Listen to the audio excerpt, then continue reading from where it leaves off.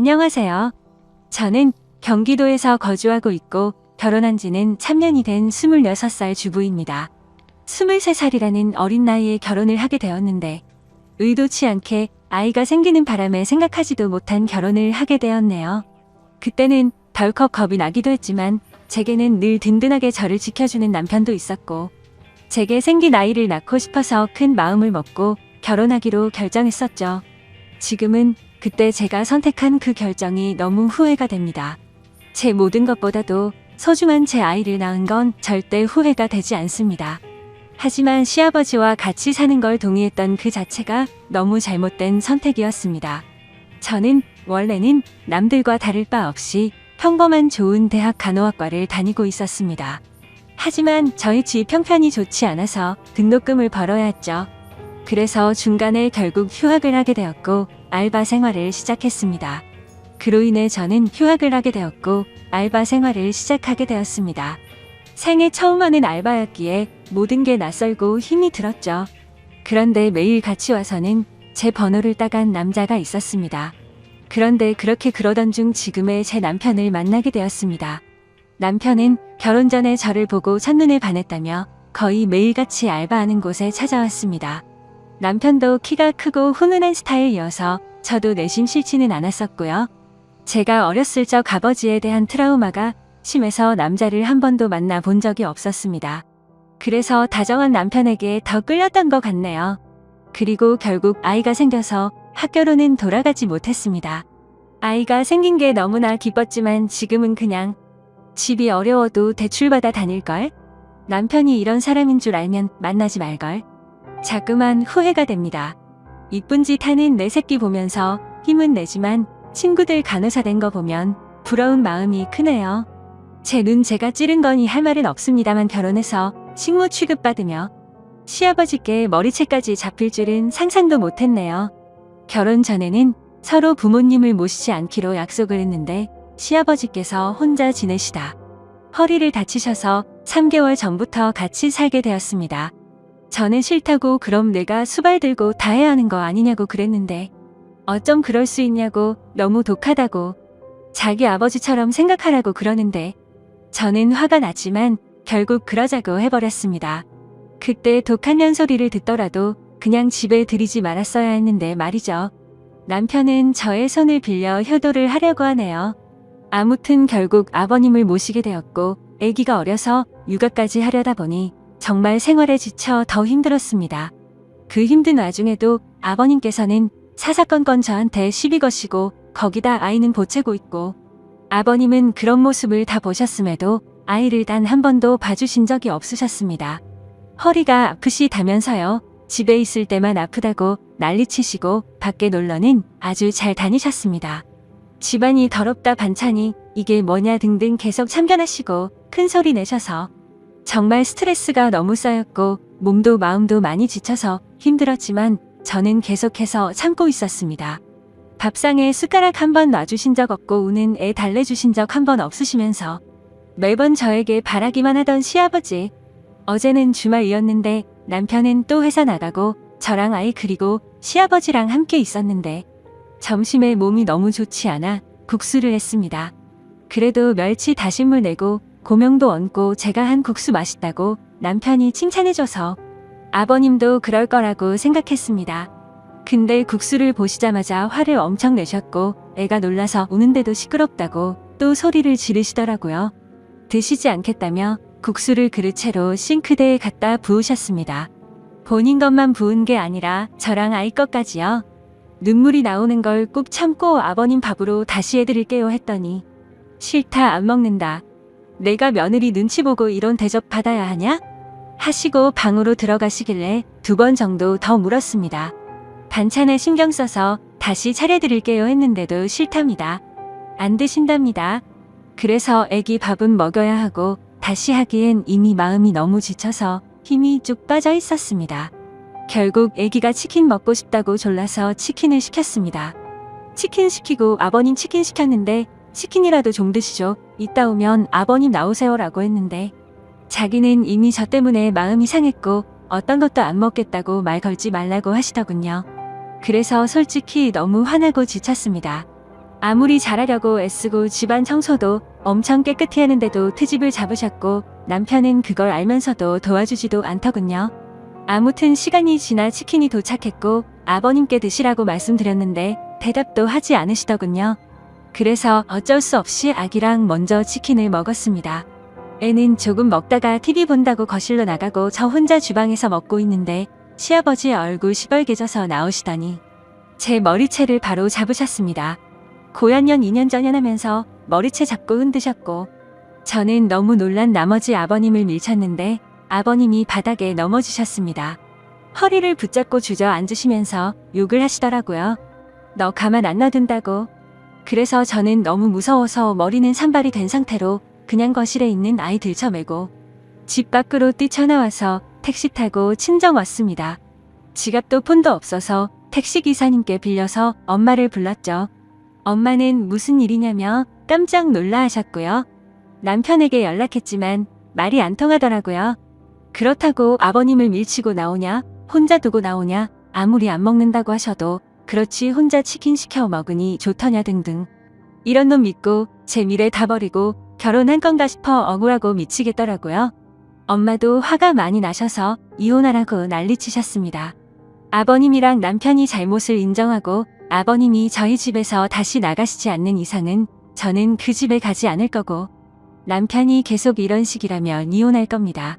제가 왜 수발 들고 머리채까지 잡혀야 하는지 아직도 이해가 안 갑니다. 엄마랑도 얘기 많이 해봤어요. 간호 공부. 아직 휴학 상태니까 복학할 수 있는데 두렵네요. 새로 시작하기가.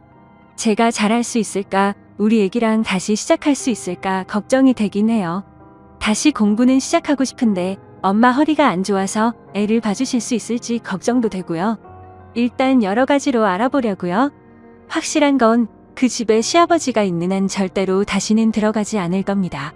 물론 시아버지는 2번 다신 상종 안 할 거고요. 걱정이 앞서지만 열심히 살아보려고요. 남편 고쳐쓰긴 들러먹은 것 같으니 저라도 아이를 위해 정신 차리고 살아야겠습니다. 다음 사연입니다. 한동안은 넋이 빠져서 아무 일도 못하고 정말 송장처럼 지냈습니다. 아무에게도 말할 수 없어 인터넷에 글을 올린다는 사람들의 심정을 이제야 알 것 같네요. 1년 전 맞선으로 만나서 다른 사람들과 다르지 않게 평범한 연애를 했습니다. 맞선 당시 그 남자는 35살 저는 32살이었습니다. 둘 다 혼기가 꽉 차 있는 상태에서 이루어진 만남이라 결혼 얘기는 연애 초반부터 자연스레 나오더군요.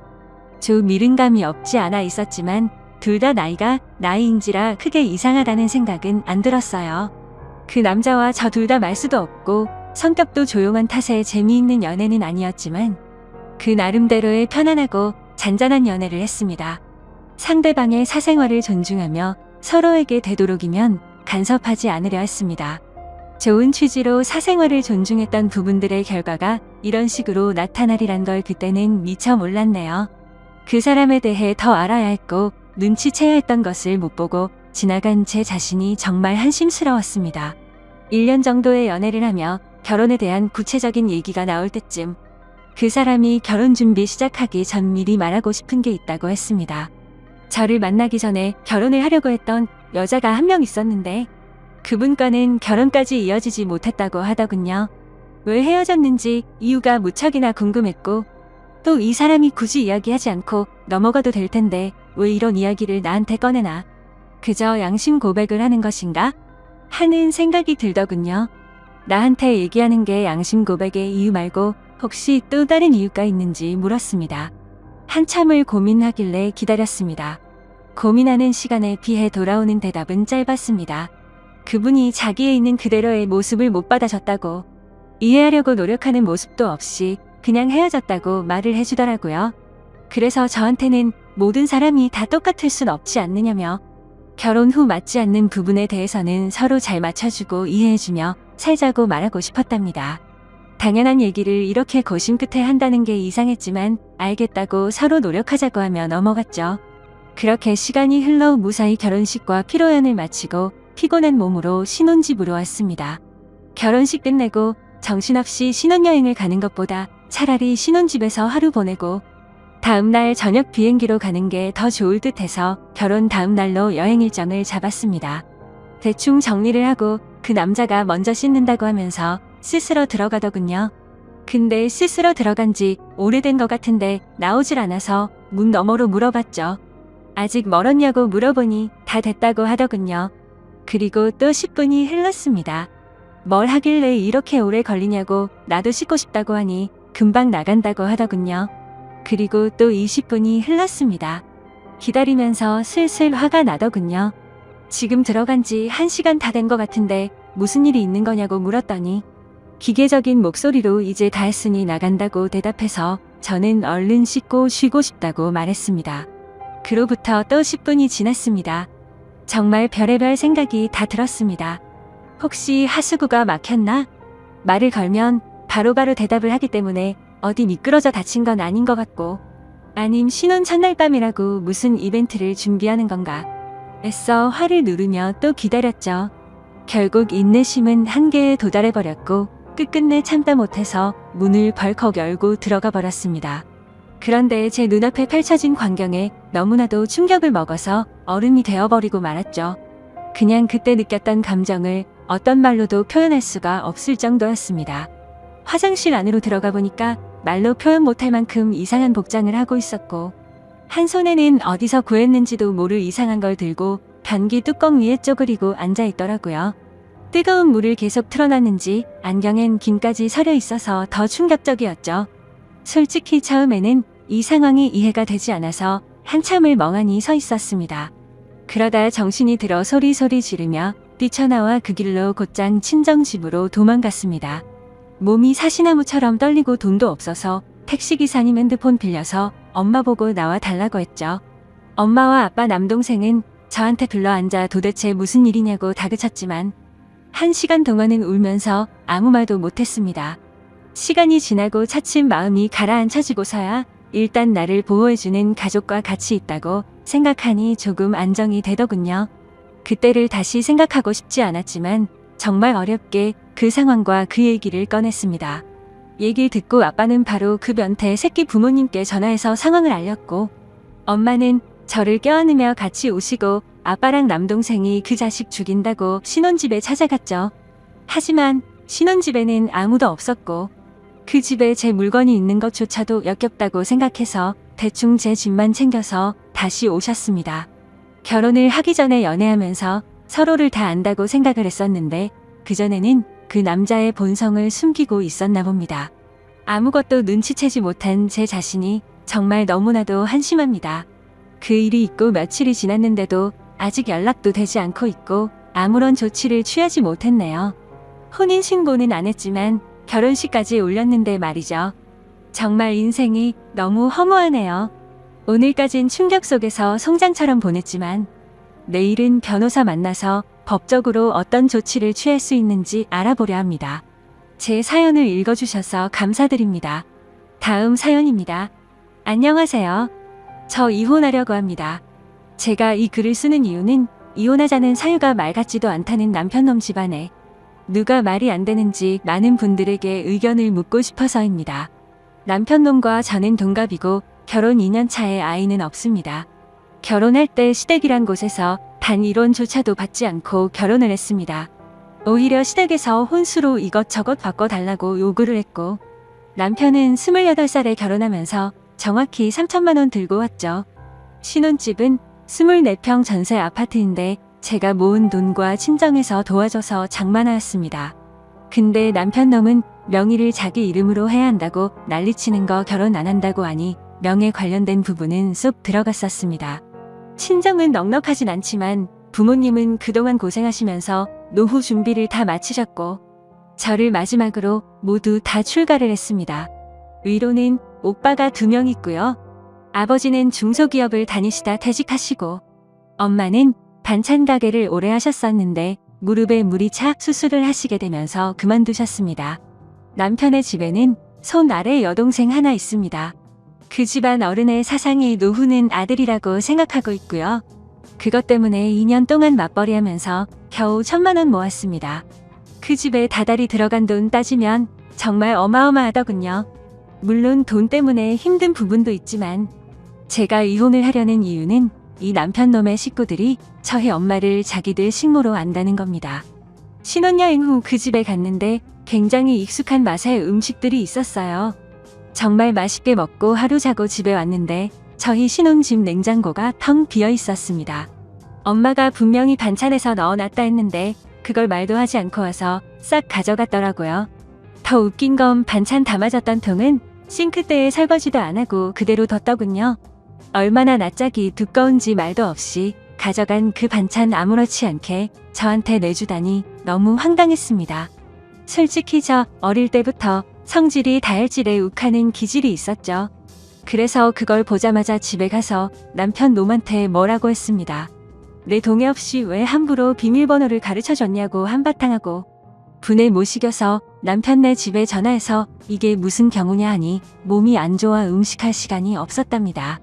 그 집과 저희 집 차로 30분 거리인데 차라리 시키거나 외식을 하지 사돈이 해다 준 반찬을 훔쳐가다니요. 앞으로 이런 일 없었으면 좋겠고 오시더라도 저한테 미리 연락 주시고 오시라 했죠. 그깟 반찬 몇 개 가지고 유세 떤다기에 이런 꼴 보기 싫으시면 드시지 마시라 하고 전화를 끊었고 그날 남편놈과 대판 싸웠습니다. 결국에는 남편도 나중에는 잘못을 인정하고 미안하다고 하더라고요. 그래서 저는 같은 일 반복되면 절대 가만두지 않는다고 못을 박았습니다. 그러다가 어제 낮에 일하는데 큰 새언니에게 전화가 왔습니다. 저한테 너무한 거 아니냐 다짜고짜 말을 하길래 저는 영문도 몰랐기에 무슨 말이냐고 되물었습니다. 그러자 왜 남편놈 집안에 일 있을 때마다 엄마를 데려다 일을 시키냐는 겁니다. 무슨 소리냐고 물어보니 지난번 신우라는 인간 집들이 때도 그렇고 오늘은 그 인간 시어머니 생신이라고 가셨답니다. 음식을 해준다고요. 그 얘기를 듣는 순간 눈이 뒤집혀서 일 던져두고 당장 그 인간네로 갔는데 거기서 본 광경에 눈 제대로 돌아갔습니다. 그 모녀는 소파에 앉아 TV를 보면서 저희 엄마가 해놓은 음식을 짐승처럼 먹고 있고 저희 엄마는 주방에서 겉절이 담그고 계시더군요. 식탁 위에는 여러 음식들을 놓은 것과 다른 재료들이 있더라고요. 그 모녀 두 명은 저를 보더니 아무렇지도 않게 왔냐면서 대충 말하는데 분노가 폭발하고 말았습니다. 엄마에게는 뭐 하는 거냐며 당장 나가 있으라고 소리를 질렀고 해놓은 음식이며 재료며 다 던지고 엎었습니다. 뭐 하는 짓이냐면서 달려와서 소리치는 신우라는 인간을 너무 화가 나서 밀어버리고 무슨 이따위 몰상식한 집구석이 있냐고 온갖 소리를 지르면서 말했습니다. 살다 얼마나 사돈이 우스웠으면 당신네들은 소파에 앉아서 TV나 보면서 먹고 있고 무슨 권리로 우리 엄마를 불러다가 일을 시키냐고 소리를 질렀습니다.